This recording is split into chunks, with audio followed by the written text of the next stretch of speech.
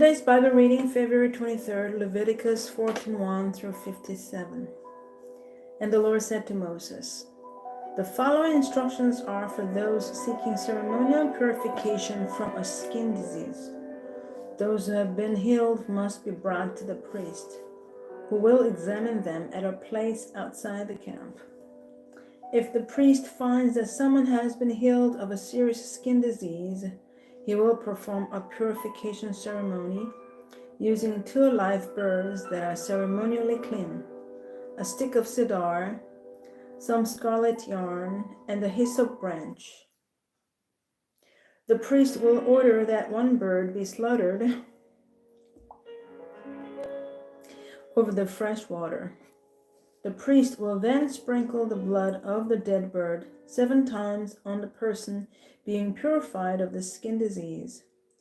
When the priest has purified the person, he will release the live bird in the open field to fly away. The persons being purified must then wash their clothes, shave off all their hair, and bathe themselves in water.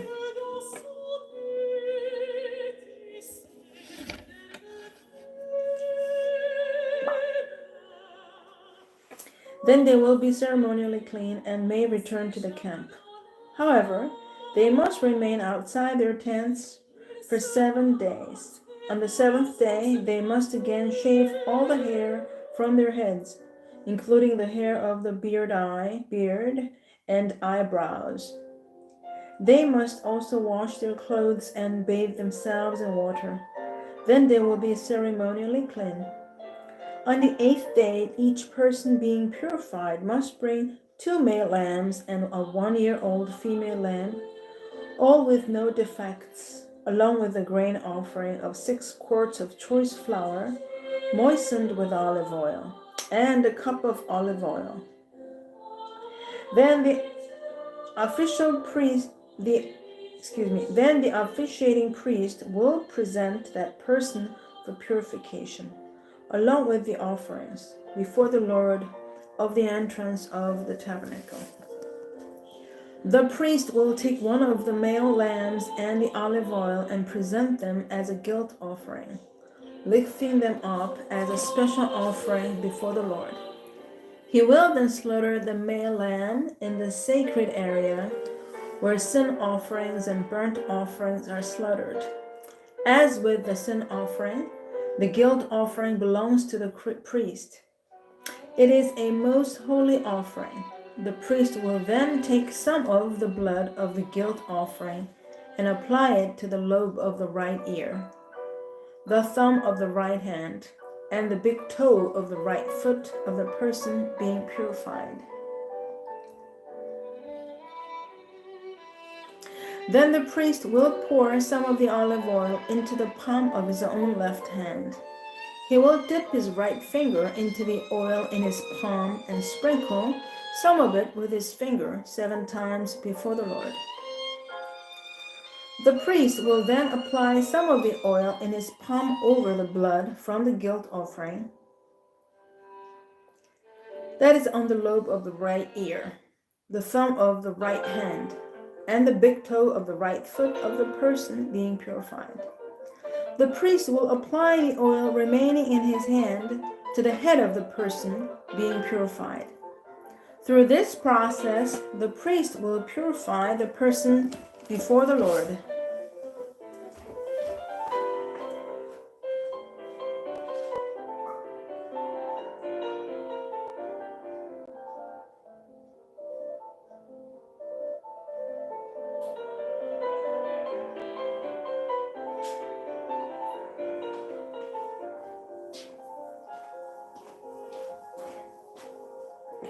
Then the priest must present the sin offering to purify the person who was cured of the skin disease. After that, the priest will slaughter the burnt offering and offer it on the altar along with the grain offering. Through this process, the priest will purify the person who was healed, and the person will be ceremonially clean.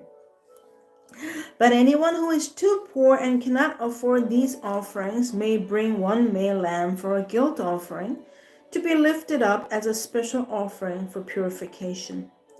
The person must also bring 2 quarts of choice flour moistened with olive oil for the grain offering and a cup of olive oil. The offering must also include 2 turtle doves or 2 young pigeons, whichever the person can afford. One of the pair must be used for the sin offering and the other for a burnt offering. On the 8th day of the purification ceremony, the person being purified must bring the offerings to the priest in the Lord's presence at the entrance of the tabernacle. The priest will take the lamb for the guilt offering along with the olive oil and lift them up as a special offering to the Lord. Then the priest will slaughter the lamb for the guilt offering. He will take some of its blood and apply it to the lobe of the right ear, the thumb of the right hand, and the big toe of the right foot of the person being purified. The priest will also pour some of the olive oil into the palm of his own left hand. He will dip his right finger into the oil in his palm and sprinkle some of it 7 times before the Lord. The priest will then apply some of the oil in his palm over the blood from the guilt offering, that is, on the lobe of the right ear, the thumb of the right hand, and the big toe of the right foot of the person being purified. The priest will apply the oil remaining in his hand to the head of the person being purified. Through this process, the priest will purify the person before the Lord.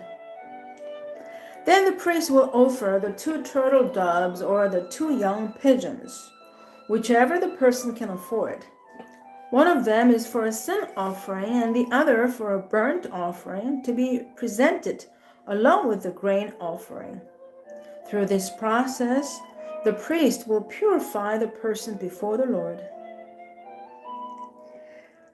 These are the instructions for purification for those who have recovered from a serious skin disease, but who cannot afford to bring the offerings normally required for the ceremony of purification. Then the Lord said to Moses and Aaron, "When you arrive in Canaan, the land I am giving you as your own possession, I may contaminate some of the houses in your land with mildew. The owner of such a house must then go to the priest and say, 'It appears that my house has some kind of mildew.' Before the priest goes in to inspect the house, he must have the house emptied, so nothing inside will be pronounced ceremonially unclean. Then the priest will go in and examine the mildew on the walls. If he finds greenish or reddish streaks, and the contamination appears to go deeper than the wall's surface, the priest will step outside the door and put the house in quarantine for 7 days. On the 7th day, the priest must return for another inspection. If he finds that the mildew on the walls of the house has spread, the priest must order that the stones from those areas be removed. The contaminated material will then be taken outside the town to an area designated as ceremonially unclean. Next, the inside walls of the entire house must be scraped thoroughly and the scrapings dumped in the unclean place outside the town. Other stones will be brought in to replace the ones that were removed, and the walls will be replastered. But if the mildew reappears after all the stones have been replaced and the house has been scraped and replastered, the priest must return and inspect the house again. If he finds that the mildew has spread, the walls are clearly contaminated with a serious mildew, and the house is defiled, it must be torn down and All its stones, timbers, and plaster must be carried out of town to the place designated as ceremonially unclean. Those who enter the house during the period of quarantine will be ceremonially unclean until evening. And all who sleep or eat in the house must wash their clothing. But if the priest returns for his inspection and finds that the mildew has not reappeared in the house after the fresh plastering, he'll pronounce it clean because the mildew is clearly gone. To purify the house, the priest must take 2 birds, a stick of cedar, some scarlet yarn, and a hyssop branch. He will slaughter one of the birds over a clay pot filled with fresh water. He will take the cedar stick, the hyssop branch, the scarlet yarn, and the live bird, and dip them into the blood of the slaughtered bird and into the fresh water. Then he will sprinkle the house 7 times. When the priest has purified the house in exactly this way, he will release the live bird in the open fields outside the town. Through this process, the priest will purify the house, and it will be ceremonially clean. These are the instructions for dealing with the serious skin diseases, including scabby sores and mildew, whether on clothing or in houses, and a swelling on the skin, a rash, or discolored skin. This procedure will determine whether a person or object is ceremonially clean or unclean.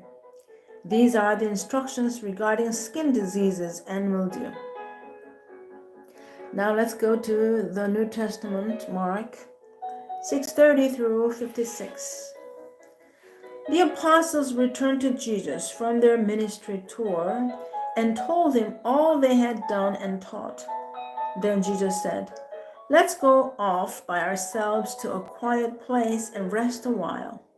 He said this because there were so many people coming and going that Jesus and his apostles didn't even have time to eat.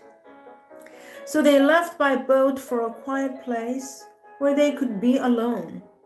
But many people recognized them and saw them leaving, and people from many towns ran ahead along the shore and got there ahead of them. Jesus saw the huge crowd as he stepped from the boat, and he had compassion on them because they were like sheep without a shepherd. So he began teaching them many things. Late in the afternoon, his disciples came to him and said, "This is a remote place and it's already getting late. Send the crowds away so they can go to the nearby farms and villages and buy something to eat." But Jesus said, "You feed them." "With what?" they asked. "We would have to work for months to earn enough money to buy food for all these people." "How much bread do you have?" he asked. "Go and find out." They came back and reported, "We have 5 loaves of bread and 2 fish." Then Jesus told the disciple to have the people sit down in groups on the green grass. So they sat down in groups of 50 or 100. Jesus took the 5 loaves and 2 fish, looked up toward heaven, and blessed them. Then breaking the loaves into pieces, he kept giving the bread to the disciples so they could distribute it to the people. He also divided the fish for everyone to share.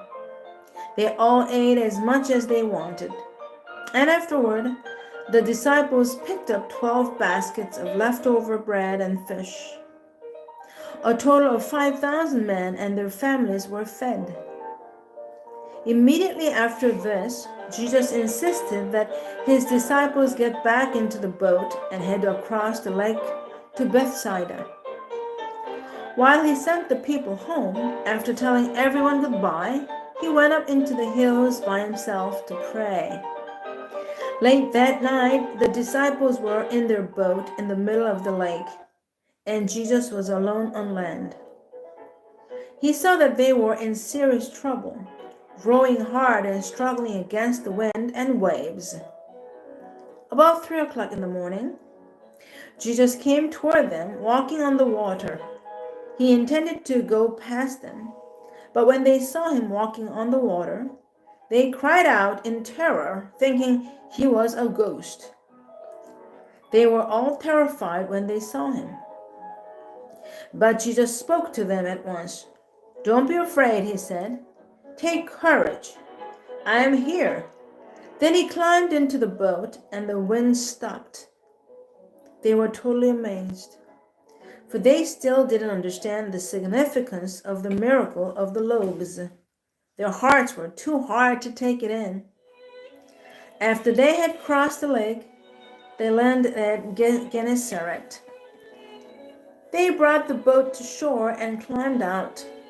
The people recognized Jesus at once, and they ran throughout the whole area, carrying sick people on mats to wherever they heard he was. Wherever he went, in villages, cities, or the countryside, they brought the sick out to the marketplaces. They begged him to let the sick touch at least the fringe of his robe, and all who touched him were healed. Now Psalm 41 through 10. I waited patiently for the Lord to help me, and he turned to me and heard my cry. He lifted me out of the pit of despair, out of the mud and the mire. He set my feet on solid ground and steadied me as I walked alone. He has given me a new song to sing, a hymn of praise to our God. Many will see what he has done and be amazed. They will put their trust in the Lord. Oh, the joys of those who trust in the Lord, who have no confidence in the proud or in those who worship idols. O Lord my God, you have performed many wonders for us. Your plans for us are too numerous to list. You have no equal. If I try to recite all your wonderful deeds, I would never come to the end of them. You take no delight in sacrifices or offerings. Now that you have made me listen, I finally understand. You don't require burnt offerings or sin offerings. Then I said, Look, I have come, as is written about me in the scriptures. I take joy in doing your will, my God, for your instructions are written on my heart. I have told all you people about your justice. I have not been afraid to speak out, as you, O Lord, well know. I have not kept the goodness of your justice hidden in my heart. I have talked about your faithfulness and saving power. I have told everyone in the great assembly of your unfailing love and faithfulness. Now finally, Proverbs 10:11 through 12. The words of the godly are a life-giving fountain. The words of the wicked conceal violent intentions. Hatred stirs up quarrels, but love makes up for all offenses. Amen. End of the daily Bible reading today. Thanks for joining me. Have a good night. See you tomorrow.